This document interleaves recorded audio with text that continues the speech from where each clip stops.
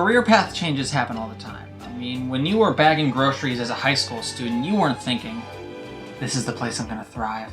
Everyone has big ambitions. You establish yourself in your dream field of work, only to have those ambitions replaced later on by something even bigger. In the case of celebrities more specifically, there's more instances than you think where they say to themselves, having legions of fans is great and all, but being the leader of the free world will help me sleep a little bit better at night. That's something we've all thought about every once in a while. So join me as we take a look at the top 5 celebrities turned politicians, in no particular order. Number 5. Al Lewis. Most well known as playing Grandpa on the Munsters, Al Lewis sought to run for governor of New York. Being a left-wing activist for years, he ran as a Green Party candidate during the 1998 midterms. What's most notable about his campaign is that he wanted to be listed as Grandpa Al Lewis on the ballot, claiming that's what people most know him for, although this request was flatly rejected. While he did receive the necessary amount of votes to appear on the ballot, he didn't win in the end. Acknowledging a third party's chances of winning would be like climbing Mount Everest barefooted. He did seek the Green Party's Senate nomination in 2000, but ultimately didn't win, receiving only about a third of the overall votes. We could have had a monster running New York.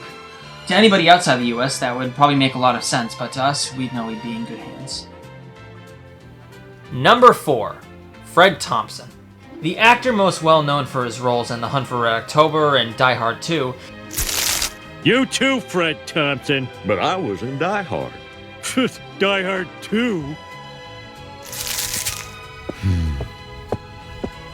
Thompson became a senator from Tennessee from 1994 to 2003. Afterwards, he briefly returned to acting, namely playing District Attorney Arthur Branch in Law & Order. He maintained his career appearing in several other TV shows for a few more years until he re-entered the world of politics and sought the Republican nomination for president in 2008. While he was one of the major contenders for the ticket, he wasn't able to secure it, losing to John McCain. Afterwards, he returned once again to acting, although to a much lesser extent, and also a radio talk show host until his death in 2015. Number 3. Arnold Schwarzenegger. I am very glad we live in a reality where the guy who killed the T-1000 was given political power. Makes me feel safe.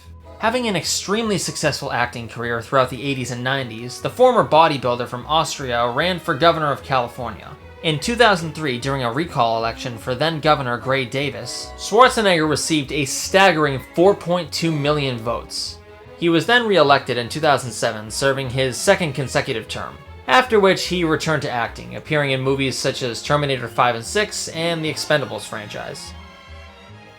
Number 2. Ronald Reagan. A star from the golden age of Hollywood, Reagan became the governor of California, hey look at that, from 1967 to 1975, after which he sought the Republican nomination for president for the 1976 election, attempting to challenge then-President Gerald Ford for the ticket.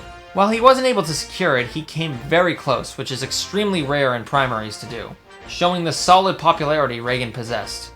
Then in 1980, Reagan ran again against then-President Jimmy Carter, this time easily securing the Republican nomination and coasting to victory on election night, winning 44 out of 50 states. With the economy booming and the American people being pleased with his leadership during the Cold War, Reagan's popularity was deafening. And when he ran against Jimmy Carter's vice president, Walter Mondale, this was a staunch reminder of that. Reagan won 49 states. That's right, nearly the entire country won for 4 more years of his administration. I just wonder who's going to be the one that cracked the 50 mark. My money's on Vermin Supreme, but you never know. And at number 1, yeah, you knew it was coming, Donald Trump. The businessman who rose to power in the 80s has been in the public limelight for decades, selling people on the brand of the name Trump. He had cameoed in a few movies, most famously Home Alone 2, but his most famous mainstream work was when he was the host of the show Celebrity Apprentice.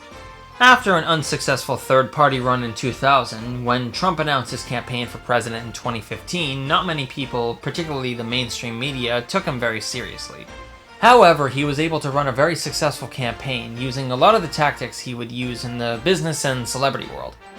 To some Americans, watching him on a debate stage was less about hearing policy and more so to be entertained. He spoke in slogans such as "Make America Great Again" and gave his opponents easy-to-remember nicknames. Of Lion Ted Cruz, Lion Ted. Lies, oh he lies. In his absence, The Apprentice was then hosted by He secured the Republican nomination and narrowly defeated Hillary Clinton in the 2016 election. Although he wasn't able to repeat the same momentum in 2020, losing to former Vice President Joe Biden. Wow. You never know, the next person you see in a movie or on TV could end up running the country someday. Like, I have thought about how Spooge would handle foreign diplomacy if given the opportunity. But in any case, I am genuinely glad we live in a country where anybody from any background in any profession can seek higher office.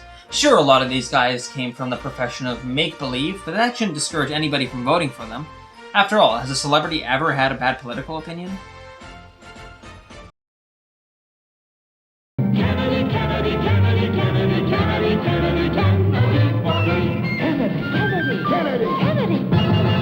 Do you want a man for president who's seasoned through and through?